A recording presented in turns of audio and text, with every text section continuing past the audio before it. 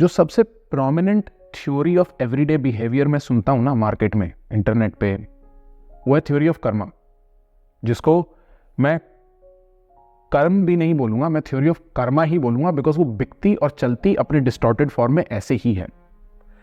क्योंकि जहाँ मैंने ये बोल दिया अच्छे काम करो तो अच्छा होगा, बुरे काम करो तो बुरा होगा, वहाँ मैंने डर ऑलरेडी पैकेज करके बेच दिया। अब किस बात की फ्रीडम? अब तो कोई फ्रीडम है ही नहीं, अब तो मैं फिर फंस गया उस चक्कर में। कुछ तो लॉजिक है कर्म के पीछे, कर्मा के पीछे नहीं, कर्मः के पीछे। क्या है वो? कैसे समझा जाए उसको सही तरीके से, और कैसे वो कैरिकेचर्ड जो एक्सप्लेनेशन डिस्ट्रीब्यूट होती है उसके अगेंस्ट खुद को गार्ड किया जाए? देखो, कर्मा में जो कुछ चल रहा है वो तो तुमको पता ही है, अभी बोल ही रहे थे, अच्छा करो अच्छा होगा, बुरा करो बुरा होगा, कार्मिक अकाउंट, कार्मिक बैलेंस और कार्मिक लेफ्ट ओवर्स, राइट, और कार्मिक क्लींजिंग, वो पता नहीं क्या क्या वो सब चल रहा है। ठीक, वो सब कुछ नहीं है। कर्म की जो बात है वो बहुत सीधी है। ठीक है, वो ये है कि कर्म से पहले कर्ता आता है। सीधी सी बात। एक्टर है तभी तो एक्शन होगा। बिल्कुल। तो एक्शन हवा में तो हो नहीं सकता, पहले एक्टर बैठा है। और ये जो एक्टर है जो करता है काम को, वही उस काम का एक्सपीरियंसर भी है। इस बात को अच्छे से समझो, ये आइडेंटिटी हमें एकदम साफ होनी चाहिए कि एक्टर ही एक्सपीरियंसर भी है। जो काम कर रहा है वही उस काम की प्रक्रिया का और उस काम के परिणाम का एक्सपीरियंसर भी है। ये ठीक है, ये स्पष्ट होगा, अब समझो। तो हमें मतलब किससे? हमें मतलब तो अपने एक्सपीरियंसर से है ना। अच्छा बुरा सब किसको लगता है? एक्सपीरियंसर को। ये एक्सपीरियंसेस है ना कि अच्छा कुछ हो रहा है या कुछ बुरा हो रहा है। और ये जो अच्छा है या बुरा है ये एक्सपीरियंसर के साथ हो रहा है। Experiencer equals actor, experiencer equals actor, और एक्टर एक्शन से पहले आता है। ये 2-3 इक्वेशंस बन रही हैं। पहली आइडेंटिटी हमने बनाई कि एक्टर इक्वल्स एक्सपीरियंसर, और दूसरी है कि एक्टर प्रीसीड्स एक्शन। बिल्कुल। अच्छा बुरा सब एक्सपीरियंसर के साथ एक्सपीरियंसेस है। तो इसका मतलब ये है कि अच्छा बुरा प्रीसीड्स एक्शन। ठीक है, ठीक है। तो अच्छा बुरा परिणाम एक्शन के बाद नहीं आएगा, एक्शन से पहले आएगा। एक्टर एक्शन से पहले है ना, तो जो कुछ भी अच्छा बुरा है वो एक्शन से पहले ही हो गया। एक्शन के परिणाम से नहीं मिलेगा, वो एक्शन का रिजल्ट अच्छा बुरा नहीं होता। एक्शन का ओरिजिन अच्छा बुरा होता है। ठीक है, मे बी आचार्य शुरू में वो एक्टर है, वो एक्शन करता है और वो एक्सपीरियंसर बन जाता है, सर्कल घूम के आ जाता है। उस केस में तो एक्शन का परिणाम भी है ना एक, क्योंकि अब ऐसा नहीं है कि वो एक लाइन में है। एक्शन का जो परिणाम है उसको भी भोगने वाला, एक्सपीरियंस करने वाला, तो यही एक्टर ही है ना। ठीक है, और वो जिस हिसाब से एक्शन कर रहा था, जो बन के एक्शन कर रहा था, वही बन के रिजल्ट का कंजम्पशन भी करेगा। वही बंदा है ना। अगर वो सही है तो उससे आगे की परवाह नहीं रहेगी, और अगर वो गलत है तो आगे की बहुत ज्यादा परवाह करेगा। ऐसे समझो तुम। कुछ बेवकूफ़ी भरा करने के लिए पहले मुझे बेवकूफ़ होना पड़ेगा, और बेवकूफ़ होने में ही सफरिंग मिल गई। अब रिजल्ट का क्या वेट कर रहे हो?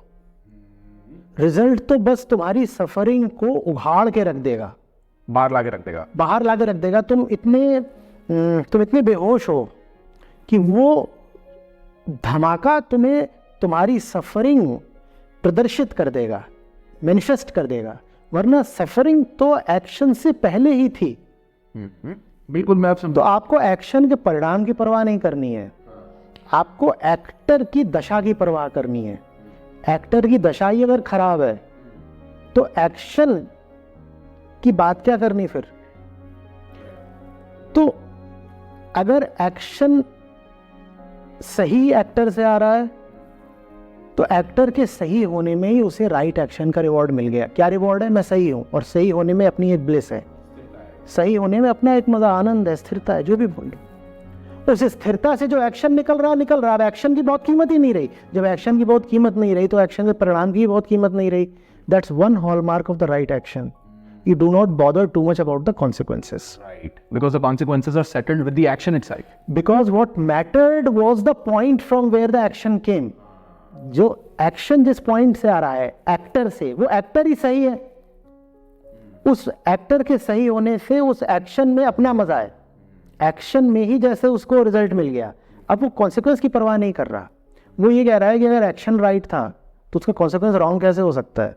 ये तो बड़ी थ्योरेटिकल फिलोसॉफिकल बात होगी। जो चीज़ तुमको पता ही होता है बिल्कुल सही है, बिल्कुल सही है, बिल्कुल सही है, उसमें तुम परिणाम की परवाह कम करने लग जाते हो ना। बोलो। बिल्कुल करने लग जाते हो। हाँ, बस यही है। परिणाम कर्मा में चलता है कि अच्छा करो, अच्छा परिणाम, रिजल्ट मिलेगा, फ्यूचर। जो आदमी होश में और डूब करके और बड़े प्रेम के साथ काम कर रहा है, वो अंजाम की परवाह करता ही नहीं। तो उसको तुम क्या बताओगे कि क्या अंजाम आएगा, परिणाम अच्छा आएगा कि बुरा आएगा कि क्या मिलेगा। So the real thing is the loving and conscious and immersed state of the actor. तुम सही होकर के काम करो और अंजाम की परवाह करो ही मत। तुमने जो सही होकर के काम करा उसी में तुमको बढ़िया वाला इनाम मिल गया, ऑलरेडी मिल गया। अब तुम्हें आगे नहीं मिलेगा, भविष्य में नहीं मिलेगा, भविष्य की चिंता करने की कोई जरूरत ही नहीं। उस काम को करने में ही जॉय था। The work itself was joy. The work itself was joy. The state in which I was executing the work, मैं जिस दशा में वो काम कर रहा था वो अपने आप में आनंद है, मजा आ गया। अब उसका आगे क्या होगा हमें नहीं पता, परवाह किसको है। जब आपको अपने काम में कोई कन्विक्शन नहीं है, कोई रस नहीं है, तो फिर आप भिखारी की तरह फ्यूचर की ओर देखते हो कि इसका रिजल्ट अच्छा आ जाए। क्योंकि जो काम था वो तो अपने आप में पूरा था नहीं, उसमें तो कुछ मजा आया नहीं। तो फिर हम क्या बोले कि हमने काम क्यों किया, तब हम रिजल्ट की बहुत परवाह करने लगते हैं। हम कहते हैं काम तो घटिया है, दिन भर किसी फालतू दुकान में बैठा हुआ हूँ, कोई फालतू सामान बेच रहा हूँ। तो एक महीने बाद मुझे पूछना पड़ेगा ना कि मैं पूरे महीने दिन के 8 घंटे 10 घंटे एक फालतू काम क्यों करता रहा। तो फिर मैं तीसरे दिन 30th डे पर, 30वें दिन मैं फिर प्रॉफिट की या सैलरी की, यानी कि रिजल्ट की, परिणाम की, फिर मैं बहुत परवाह करूँगा कि ये जो मैंने 30 दिन इतनी पीड़ा सही है, उसका मुझे कुछ अच्छा सा परिणाम भी तो मिलना चाहिए ना। अगर मैं इसको स्टूडेंट कॉन्टेक्स्ट में बोरो करूं तो एक तरीके से बात ये हो गई कहने की कि तुम फिजिक्स और मैथ्स को पढ़ने में अगर किसी तरीके से मज़ा या एक प्रेम या एक इमर्जन इन्वेंट कर लो, डिस्कवर कर लो, तो तुम्हें मार्क्स की टेंशन नहीं रहेगी। और अगर तुम्हें मार्क्स की टेंशन है तो तुम वो प्रोसेस एंजॉय नहीं कर रहे हो, वो बात खत्म। इसीलिए तुम परिणाम पे इतने फोकस्ड हो कि मेरी। और इसमें मज़ेदार बात जानते हो क्या है? पहली बात तो तुमको बहुत ज़्यादा मार्क्स की यानी परिणाम की टेंशन रहेगी नहीं। दूसरी बात, अच्छे मार्क्स लाने की और अच्छा परिणाम लाने की प्रोबेबिलिटी बहुत बढ़ जाती है जब तुम परिणाम की नहीं, वर्क की, प्रोसेस की, एक्शन की परवाह करते हो। तो अपने आप जो रिजल्ट आना होता है आ जाता है।